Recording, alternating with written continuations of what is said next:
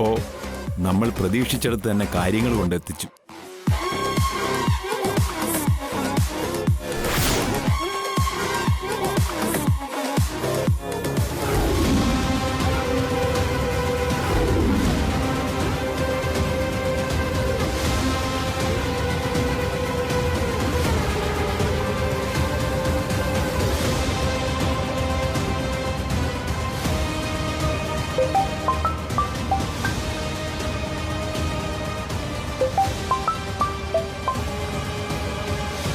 Hello എടി മോളെ, കണ്ണ് നിറയെ കാണാൻ, മനസ്സ് നിറയെ സന്തോഷിക്കാൻ ചിറ്റപ്പനെ ഒരു സുന്ദരമായ കാഴ്ച അങ്ങോട്ട് അയക്കുന്നുണ്ട്.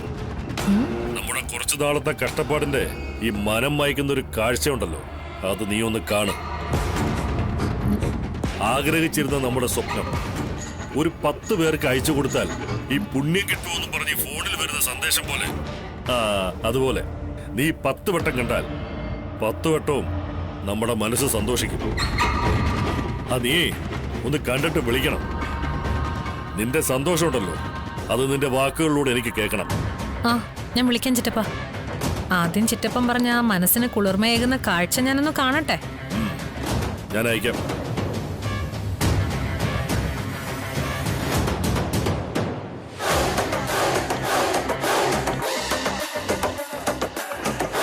ഞാൻ അയച്ചിട്ടുണ്ട് മോളെ.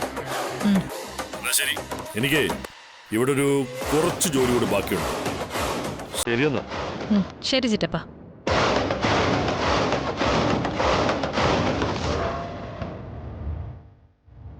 അപ്പോ ഇന്ന് വൈകിട്ട് നമുക്കൊന്ന് കാണണം. ഓക്കെ. Okay sir. ശരി.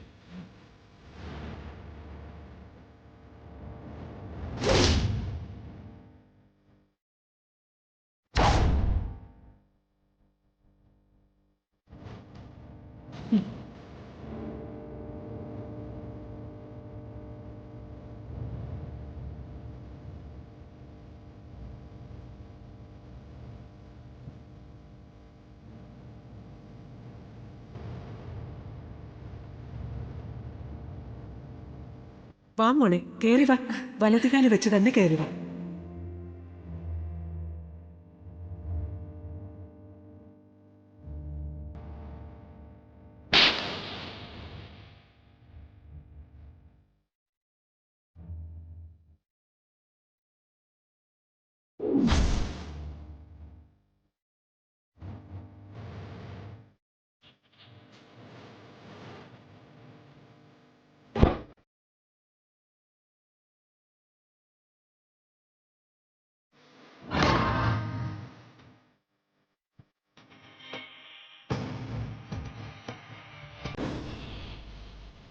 ആ, രോഹിത് ഇവിടെ ഇരിക്കാണോ?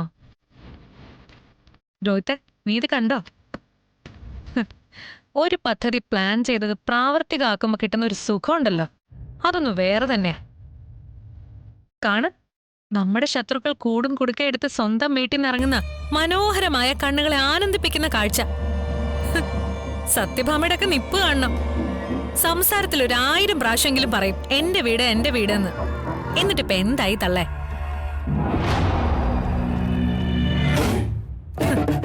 പെട്ടിയും പ്രമാണം എടുത്ത് ഇറങ്ങേണ്ടി വന്നില്ലേ? ഓ സോറി, പ്രമാണം പിന്നെ നേരത്തെ പോയല്ലോ അല്ലേ? രോഹിത്തെ, നീ കണ്ടില്ലല്ലോ, ദാ കാണ്, നോക്ക്.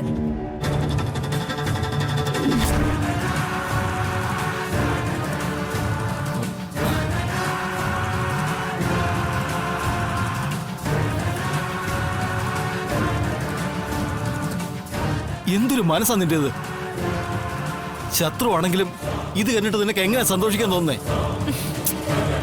നിനക്ക് എന്താ രോഹിത്തെ സന്തോഷം വരാത്തെ?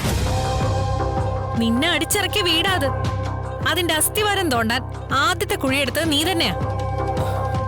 എന്നിട്ടിപ്പോ സെന്റിമെന്റ്സും പറഞ്ഞ് സങ്കടക്കണ്ണീര് ഒഴുക്കാൻ പോവാണോ? അതല്ല, എന്റെ മോള്, എന്റെ ഭാര്യ, അവരൊക്കെ എങ്ങോട്ട് പോയി? അത് ശരി, ഭാര്യയോടുള്ള സ്നേഹം കരകവിഞ്ഞങ്ങ് ഒഴുകുകയാണല്ലോ. എടോ, നിന്നെ ചതിച്ച് വല്ലവന്റെയും കൊച്ചിന്റെയും തന്തയാക്കി അവളെ നിനക്ക് എന്തിനാ? നിന്നോടൊരു തരുമ്പെങ്കിലും ഇഷ്ടം ഉണ്ടായിരുന്നെങ്കിൽ ഈ രഹസ്യം നിന്നെ അറിയിക്കില്ലായിരുന്നോ? ഇതിപ്പോ നിന്നെ ഒരു 2 കെട്ട ഭർത്താവാക്കി മാറ്റിയില്ലേ? രോഹിത്തെ, നീ ഒരു പെൺകോന്തന. നീ പിന്നെ ഇതുപോലെ അവളുടെ പുറകെ ചെല്ലുന്ന നമുക്കറിയാം.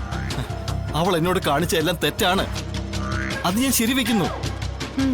പക്ഷെ എന്നെ ആദ്യമായിട്ട് അച്ഛന്ന് വിളിച്ചത് എന്റെ പപ്പിമോളാ. പപ്പിമോൾ എന്റെ മോൾ അല്ലെങ്കിൽ തന്നെ ഞാൻ അവളെ എന്റെ മോളായിട്ട് അംഗീകരിച്ചു കഴിഞ്ഞു. അവൾക്ക് വേണ്ടി ഞാൻ എന്റെ ജീവൻ വരെ കളയും. നീയുണ്ടല്ലോ രോഹിത്തെ, നീ വേസ്റ്റാ, ഭൂലോക വേസ്റ്റ്. നിനക്ക് വേണ്ടി ഞാൻ ഈ കാണിക്കുന്നൊന്നും നീ മനസ്സിലാക്കുന്നില്ലേ? ഈ ജപ്തി തന്നെ നിനക്ക് വേണ്ടി ഉണ്ടാക്കിയതാ. അവിടുത്തെ പഴയ പ്രതിഷ്ഠകൾ മാറ്റിയാലേ പുതിയ പ്രതിഷ്ഠകൾ അവിടെ സ്ഥാപിക്കാൻ പറ്റൂ. അതിനു വേണ്ടിയല്ലേ ഈ പാഴ്വസ്തുക്കളെ നമ്മൾ അവിടെ നിന്ന് അടിച്ചിറക്കിയത്. സത്യഭാമ അവരെന്റെ കരണം തടിച്ചപ്പോഴേ ഞാൻ മനസ്സിൽ ഉറപ്പിച്ചതാ അവരുടെ ചങ്കിനിട്ട് ഒരടി കൊടുക്കണമെന്ന്. സ്വന്തം വീട്ടിൽ നിന്ന് ഇറങ്ങേണ്ടി വരുന്ന അവസ്ഥയേക്കാൾ വലുതായിട്ട് ഈ ഭൂമിയിൽ ഒന്നുമില്ല. എനിക്കത് മതി. പക്ഷേ നീ കണ്ടില്ലേ, അവര് കരയുന്നില്ല. സുസ്മിത, നീ മുഖത്തൊരു സങ്കടം പോലുമില്ല. സത്യഭാമയുടെ കണ്ണീന്ന് രണ്ടിട്ട് കണ്ണീര് ഞാൻ പ്രതീക്ഷിച്ചു. പക്ഷെ അവര് കരയില്ല. ചങ്കുറപ്പിന്റെ കാര്യത്തിൽ സത്യഭാമ വേറെ ലെവലാ. വരട്ടെ, ഇനിയുള്ള അവരുടെ നീക്കങ്ങൾ എന്താണെന്ന് അറിയട്ടെ. എന്നിട്ട് വേണം അടുത്ത അസ്ത്രം ഉപയോഗിക്കാൻ. എടി, ഇത്രയും ക്രൂരയാകാൻ നിനക്ക് എങ്ങനെ കഴിയുന്നു സുസ്മിതേ? പക കനലെരിയുന്ന പോലെ മനസ്സിലിട്ട് താലോലിച്ച് വളർത്തിക്കൊണ്ടുവന്ന പക. അതിന്റെ ചൂടിലും ചൂരിലും എന്റെ ശത്രുക്കൾ ഇല്ലാതാവണം എന്നുള്ള അടങ്ങാത്ത ആഗ്രഹം. അതിനു വേണ്ടിയുള്ള എന്റെ പരിശ്രമം. ഇതൊക്കെ തന്നെയാ എന്നെ ഇവിടെ വരെ എത്തിച്ചത് രോഹിത്തെ. അവിടെ ഞാൻ വാറ്റുചാരായ ഒഴുക്കണമെന്ന് പറഞ്ഞാൽ ഒഴുക്കിയിരിക്കും. വ്യഭിചാരശാലയാക്കുമെന്ന് പറഞ്ഞാൽ അതും ഞാൻ ചെയ്യും. പകയുടെ പര്യായമാണ് സുസ്മിത. വെട്ടൊന്ന് മുറി രണ്ട്. സത്യഭാമയെ തകർക്കൂന്ന് പറഞ്ഞു, തകർത്തു.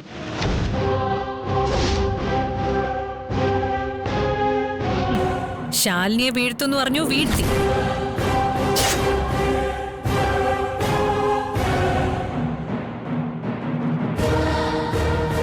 ഇനി ആര്? സുസ്മിതയുടെ ലിസ്റ്റിൽ കേറിക്കൂടാൻ ഭാഗ്യമുള്ള ആരാ ഇനി ഉള്ളത്?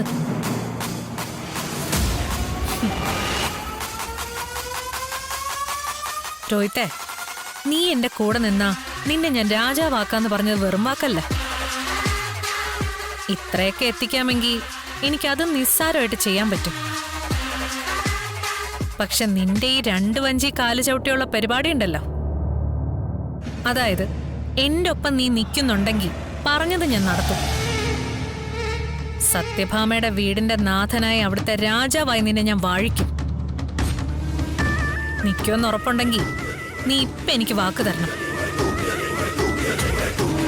എന്താ, തയ്യാറല്ലേ? ഇനിയൊരു മടക്കം നിനക്ക് സാധ്യമാവൂ?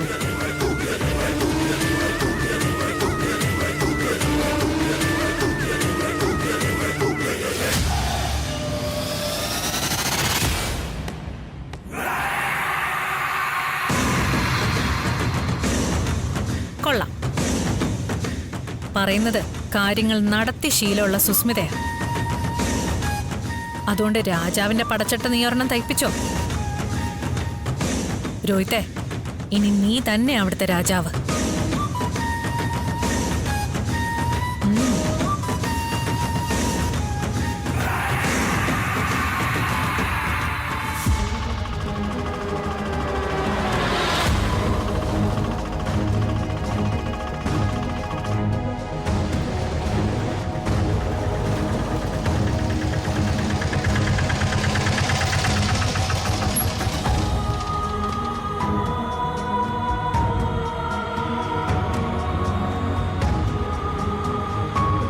വാരാ കേട്ടാ,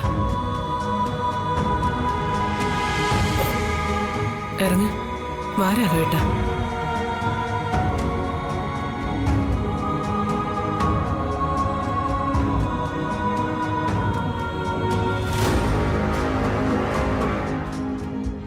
എത്രയാ? 100.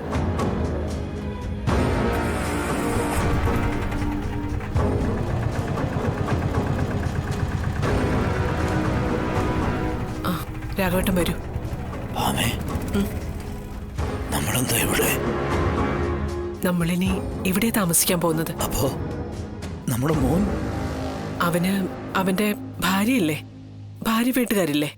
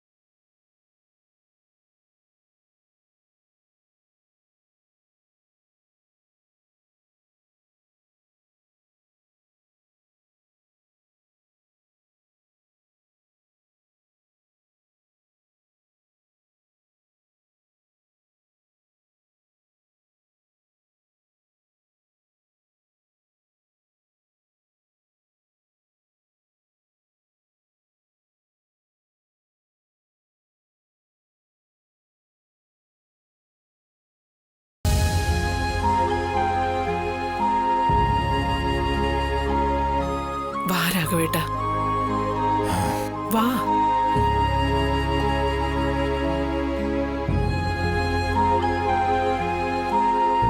അധിക നേരമായോ വന്നിട്ട്?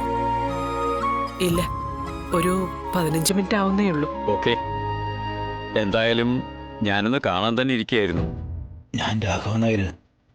ഭാമ കാര്യങ്ങളൊക്കെ പറഞ്ഞിട്ടുണ്ടെന്ന് പറഞ്ഞു. പറഞ്ഞിരുന്നു, പക്ഷേ പറഞ്ഞ കാര്യങ്ങളിൽ ചില മാറ്റങ്ങൾ ഉണ്ടായിട്ടുണ്ട്.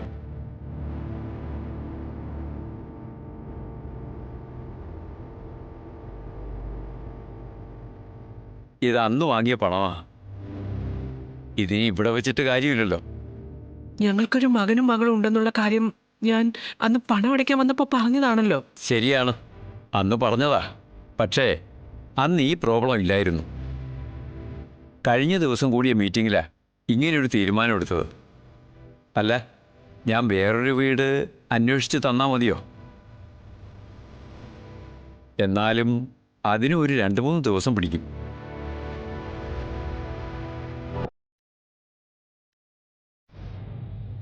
രാഘവേട്ട,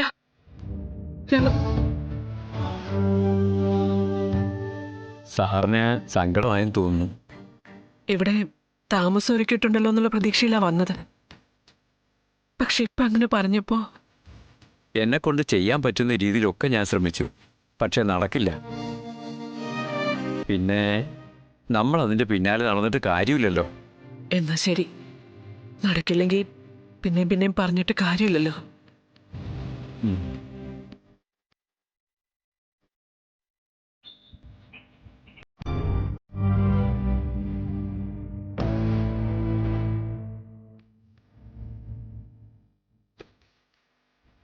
രാഘവേട്ട,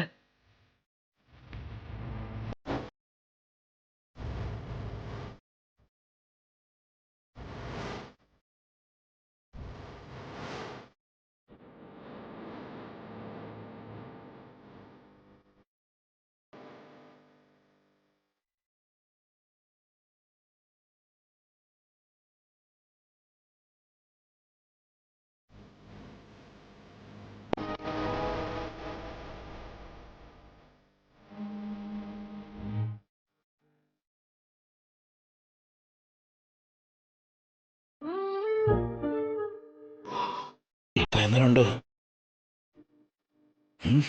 നിന്റെ കണക്കൂട്ടിലൊക്കെ പിഴച്ചല്ലേ? ഈ ഒരു പിടിവള്ളിയിലല്ലേ നീ ഇത്രയും ദിവസം പിടിച്ചു നിന്നത്? ജപ്തി അടുത്തടുത്ത് വരുന്നെന്ന് ഓർമ്മിപ്പിച്ചപ്പോഴെല്ലാം നീ നിന്റെ മനസ്സിൽ കണ്ട ചേക്കേറാനുള്ള ചില്ലയാ നിനക്കിപ്പോൾ ഇവിടെ നഷ്ടമായിരിക്കുന്നതേ. എന്തോന്നാലും അതിൽ നിന്നൊക്കെ തരണം ചെയ്യുന്നുള്ള നിന്റെ ആത്മവിശ്വാസം, അതാ ഇവിടെ കാറ്റിലെ കരിയില പോലെ പറത്തിക്കൊണ്ടുപോയിരിക്കുന്നതേ.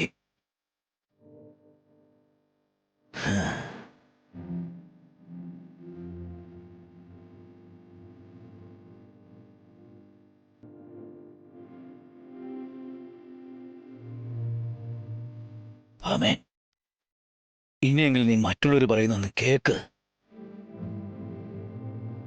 ജീവിതത്തില് പെണ്ണുങ്ങൾക്ക് തൻ്റെ ഇടവും സ്വന്തം കാര്യം നിൽക്കാനുള്ള കഴിവും ഒക്കെ വേണം. പക്ഷേ അതിങ്ങനെ അബദ്ധങ്ങളിൽ ചെന്ന് ചാടാനുള്ള വഴിയാവരുത്. രാഘവേട്ടൻ പറ, ഇനി നമ്മൾ എന്താ ചെയ്യണ്ടേ? എനിക്ക് അറിഞ്ഞൂടെ ഭാമേ. ഇതുവരെ തെളിച്ച നീയല്ലേ, എന്നോട് അഭിപ്രായം ചോദിച്ചിട്ടല്ലല്ലോ ഇവിടെ ഇങ്ങനെ ഒന്ന് താമസിക്കാൻ പദ്ധതി കിട്ടത്. നമ്മുടെ മകനോടെ ഇതേക്കുറിച്ച് ഒരു വാക്ക് പോലും പറഞ്ഞിട്ടില്ലല്ലോ. പിന്നെ ഞാനെന്തിനാ ഇതിനിപ്പോ ഇങ്ങനെ മറുപടി കൊണ്ടുതരുന്നത്? ഇവിടെ ഇങ്ങനെ ഒരു തടസ്സം വരുമെന്ന് ഞാൻ അറിഞ്ഞില്ല. ഭാമേ, ഇനി എന്താ ഇങ്ങനെയൊക്കെയുള്ള അവസ്ഥകളിൽ പകച്ചു നിൽക്കാതിരിക്കാനുള്ള കാര്യങ്ങൾ ഞാൻ അങ്ങോട്ട് പറയാം. അത് നിനക്ക് സ്വീകാര്യമാണെങ്കിൽ മാത്രം നീ മനസ്സിൽ മതി, ഇല്ലെങ്കിൽ വിട്ടുകളഞ്ഞേക്ക്. അതെ, ഒരു കൂട്ടുകുടുംബമായിട്ട് ഒന്നിച്ച് താമസിക്കുമ്പോഴേ കൂട്ടായൊരു തീരുമാനം എടുക്കുന്നതാണ് ഉചിതം. അങ്ങനെ എടുക്കുന്ന തീരുമാനങ്ങൾക്ക് ഫലപ്രാപ്തി ഉണ്ടാവും. ഇല്ലെങ്കിൽ ഇതുപോലെ വഴിയിലൊക്കെ നിൽക്കേണ്ടി വരും.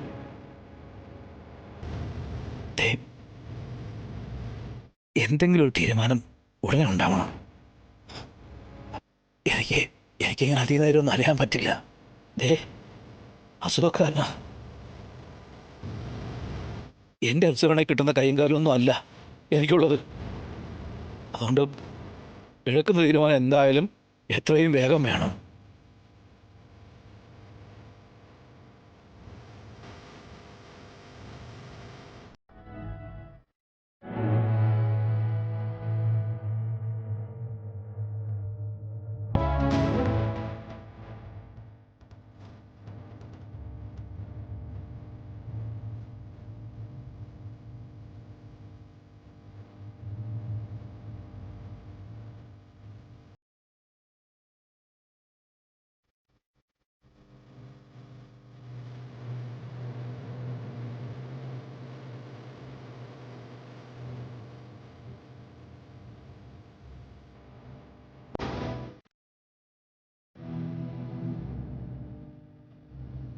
ഭാമേ, പ്രായപൂർത്തിയായ മക്കളുണ്ടെങ്കിൽ വൃദ്ധസ്ഥാനത്തിൽ താമസിപ്പിക്കില്ല. മക്കളുടെ ഒപ്പം ഒട്ടും നിൽക്കാൻ പറ്റുന്നില്ലെന്ന് രേഖാമൂലം തെളിയിക്കണം. അതിന് മക്കൾ മാതാപിതാക്കളെ ക്രൂരമായിട്ട് ഉപദ്രവിക്കുന്നവരായിരിക്കണം.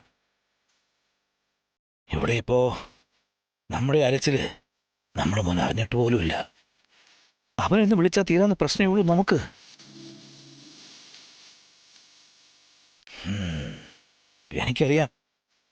എനിക്കറിയാം നീ വിളിക്കില്ല. കാരണേ നിന്റെ ഉള്ളിലെ ശാലിനോടുള്ള ദേഷ്യം നമ്മുടെ മോനോടുകൂടി വന്നു തുടങ്ങി. അത് മാറണം ഭാമേ. അത് മാറിയാലേ നീ നന്നാവൂ. ഭാമേ, തീരുമാനമെടുക്ക്. എന്നെ അധികമൊന്നും ബുദ്ധിമുട്ടിക്കരുത്. എല്ലാം നീയായിട്ട് വരുത്തിച്ചല്ലേ.